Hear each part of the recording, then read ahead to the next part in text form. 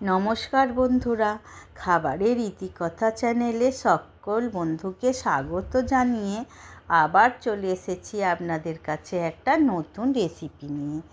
বন্ধুরা, আমার ভিডিও যদি আপনাদের ভালো লাগে তাহলে এই ছোট্ট চ্যানেলকে বড় করতে শুধু আপনাদের সাপোর্ট আমার একান্ত দরকার। তাহলে আমার চ্যানেলে আপনারা বন্ধু হয়ে যান আর নতুন নতুন রান্নার ভিডিও দেখতে থাকুন ও নিজেও বাড়িতে বানান আর সকলের মন জয় করে নিন। তাহলে রেসিপিটা শুরু করে দিই। সব সময় শাক সবজি মাছ তো রান্না করেই থাকি, কিন্তু আজকে একটু অন্যরকম করব। যেগুলো আমরা বাইরের দোকান থেকে কিনে খাই বা বাচ্চাদের বায়না মেটাই, সেগুলো যদি বাড়িতেই বানানো যায় তাহলে কেমন হয়। একদম টাটকা জিনিসটা বাচ্চাদের দিতে পেরে মনটা অনেকটা স্বস্তি পাবেন।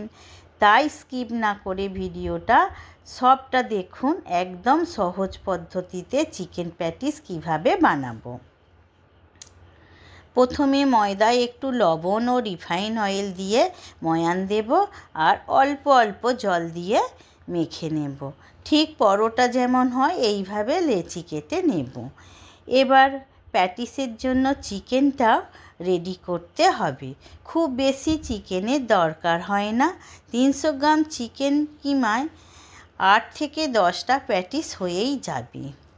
কড়াই প্রথমে অল্প তেল দিয়ে জিরে ফোড়ন দিলাম।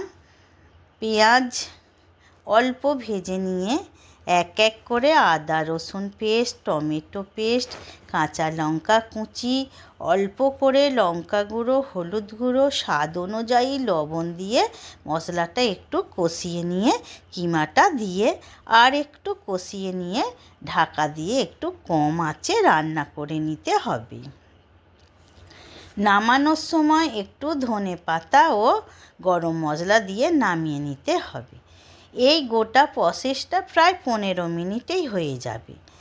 একটা বাটিতে 1 চামচ ময়দা জল দিয়ে অল্প জল গুলে রাখবো, ওটা পরে দরকার হবে।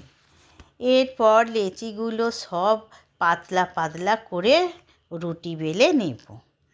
তারপর একটা রুটির ওপর একটু তেল ও কর্নফ্লাওয়ার বা ময়দা মাখিয়ে আর একটা রুটি চাপিয়ে দেব। এইভাবে পরপর 4টে রুটি সাজিয়ে আবার তাকে ভাঁজ করে নিয়ে চৌকো শেপে বেলে নিতে হবে।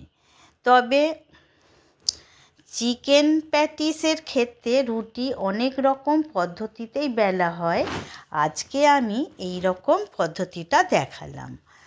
তারপর সমান 4 ভাগে কেটে নিতে হবে ঠিক চৌকো শেপে।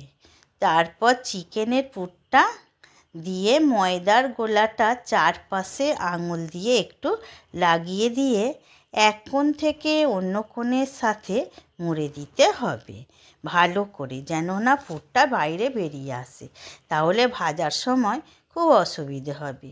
কড়াই বেশ অনেকটা তেল দিয়ে দিতে হবে, ডুবো তেলে ভাজতে হবে। তেল বেশি গরম করলে কিন্তু হবে না, তাহলে মুচমুচে হবে না। সামান্য গরম হলেই প্যাটিসগুলো মিডিয়াম ফ্লেমে ভেজে নিতে হবে বেশ একটু সময় ধরে। দেখুন বন্ধুরা, কত সুন্দর হয়েছে প্যাটিসগুলো। সস দিয়ে বাচ্চাদের ও বড়দের সকলকে সার্ভ করুন, তারা তো মহা আনন্দের সাথে খেতে থাকবে। তাহলে প্লিজ বন্ধুরা একবার বানিয়ে